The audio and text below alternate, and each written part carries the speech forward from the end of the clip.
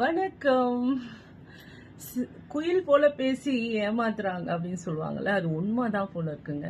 என்ன பண்ணுமா குயில் ஆக்சுவலி தனக்கு கூடு கட்டவே தெரியாதாம். காக்கையோட கூடை தான் அது எடுத்துக்கிட்டு காக்கையே வெளில திருடுமா. ஏன்னா அதுக்கு கூடு கட்டுற திறமை கிடையாதான். இப்படிதான் அந்த காக்கை அழகா கூடு கட்டி வச்சிருக்குமா.